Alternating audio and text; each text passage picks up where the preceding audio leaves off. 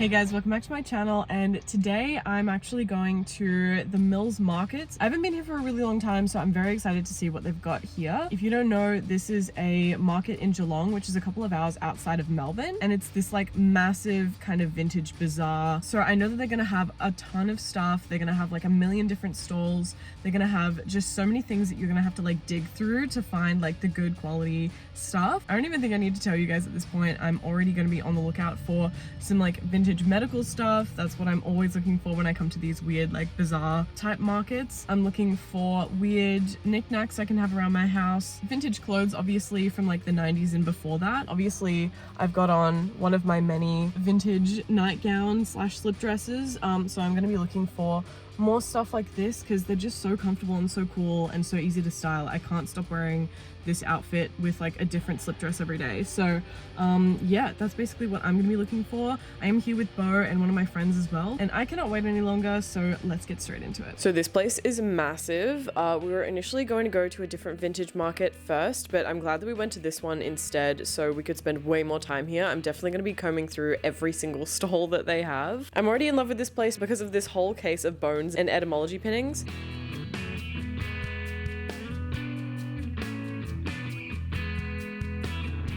I'm obsessed with centipedes, and I rarely ever find centipedes and millipedes that are like actually framed. These were a bit out of my budget, but one day she will be mine. I went through the whole horror section of this movie stall, but nothing was categorized or alphabetized properly, so I kind of gave up on it. It was a little bit too stressful. Then I found this garnet ring that was so stunning. Once again, I wish my budget was bigger so that I could actually afford most of the stuff that I want in here, but that's okay. We're doing this on a budget as usual. This is the second first aid box that I've come across at a vintage store. I'm always so tempted to get one and put like my sewing supplies in it, so I'm definitely going to be keeping an eye out for some cheaper ones. Recently I broke my compact mirror and I desperately need a new one. Because these are quite old though, they are very expensive, so I'm gonna leave these ones in the case. Loved this lip phone, oh my god, and Bo loved it too, honestly. I think if I could actually use it and connect it to my house, then we would have actually bought it.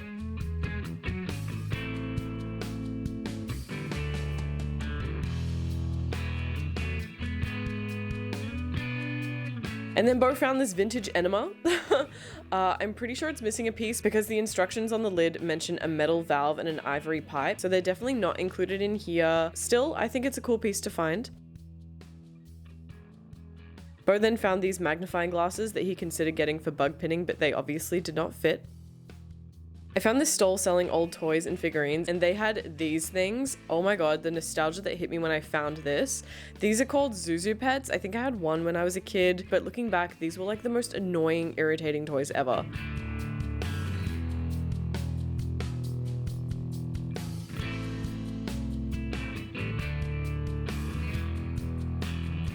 Upstairs is all clothes, and this diva caught my eye. Her dress looks stunning, so I was dying to race upstairs and check the dress out up close, but not before I hit the vintage medical jackpot. What the fuck? There was a whole array of dental tools, including an irrigation syringe, and there was even a speculum.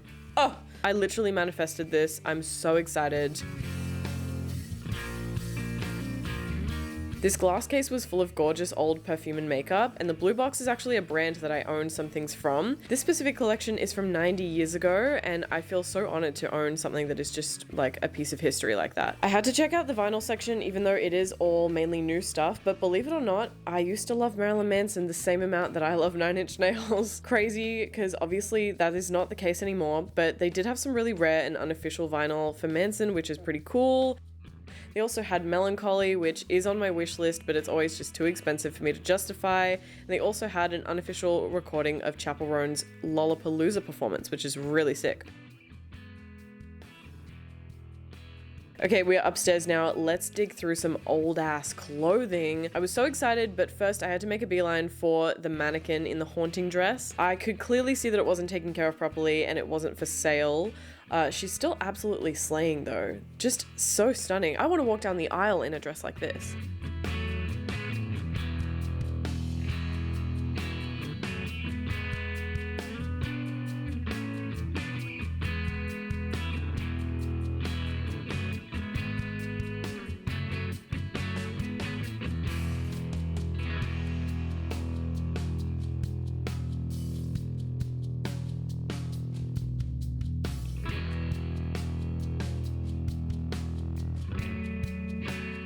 This store was probably my favorite of the whole place. It was just so perfectly curated with vintage camis and slips and prom dresses. They were all color coded and they had what year they were from as well, which is just incredible.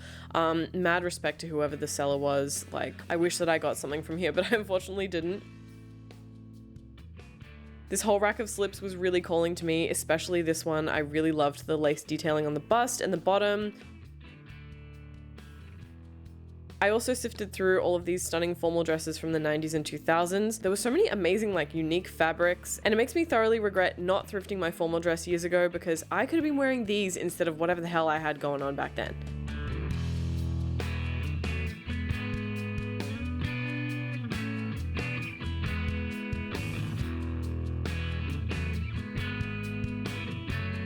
Even though this is a bit more 80s postmodern, I think that this would fit in my house perfectly. Unfortunately, I cannot spend $300 on a light though.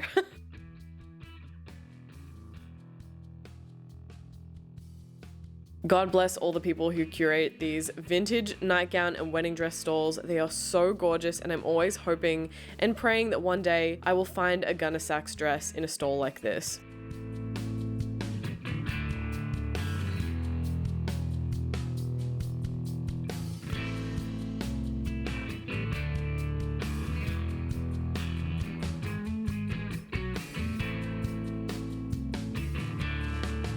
This 80s ball gown was $400, but absolutely stunning. I wish that I left my house enough to wear pieces like this. Even though I do have a bunch of nightgowns, I have yet to actually find one that's black. Everything that I find is some sort of pastel or white, so I would really love to find something that is like this. Bo then found this jaw-dropping 90s dress. I could not afford it as usual, but the embellishments on it were so dainty and perfect. Honestly, I wouldn't know how to even wash this, so I'm kind of glad that I didn't get it. I love an exaggerated color like this. I wish that it wasn't so boxy though. This style of prairie dress is really pretty, but the thick polyester material is so gross and doesn't really match the vibes of like a flowy, cute country style dress.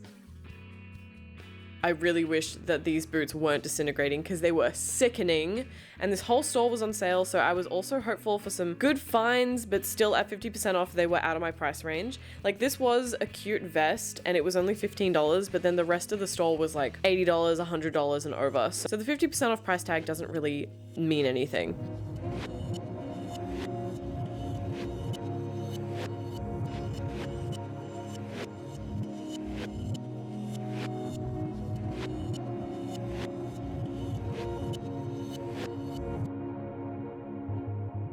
I was literally stunned by this green dress when I first saw it. The color is so perfect, but I didn't get my hopes up expecting it to be out of my budget yet again. But then it was only $30, so now I just have to see if it fits. This was the last store that I had to look through. There were a lot of really elegant long gowns here, and this one was definitely my favorite. There were also a lot of furs, which I don't own any fur, and I'm opposed to any new fur, but vintage fur I think is okay. All right, time to try on the green dress, and it actually fit really nicely. I was obsessed with the neckline, and I think the color complements my hair pretty well. Obviously, I had to purchase it, as well as the dental irrigation syringe and the speculum, which now that I'm holding it in my hands and seeing it properly, I'm fairly certain that it is a veterinary speculum, but I will still take it.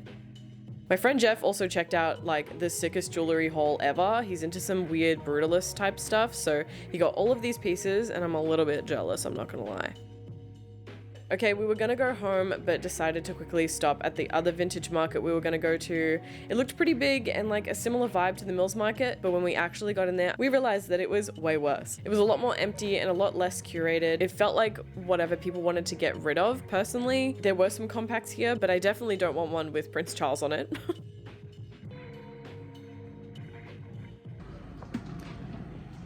This place kind of sucks.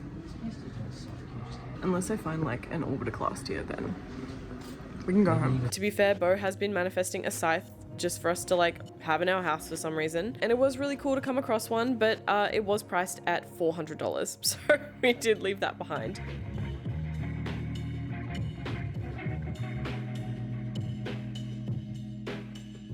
Anyway, we were there for like half an hour before leaving because there was really nothing here for us, but that's okay because Mills was so good. I'm definitely going to be going back there soon. This was honestly a quick thrift video. I hope that you guys enjoyed it regardless.